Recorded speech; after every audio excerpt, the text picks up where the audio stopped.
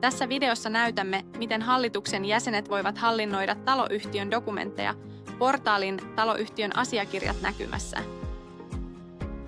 Dokumentit on ryhmitelty selkeästi kansioihin, kuten sopimukset ja palvelukuvaukset, tekniset asiat ja säännöt ja ohjeet.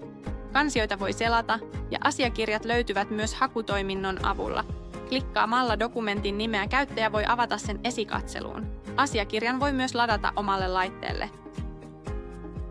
Hallituksen jäsenet voivat lisätä uusia dokumentteja portaaliin lisää toiminnolla. On tärkeää määrittää lisättävän dokumentin näkyvyys roolien mukaan, jotta tiedot jaetaan vain niille, joille ne kuuluvat.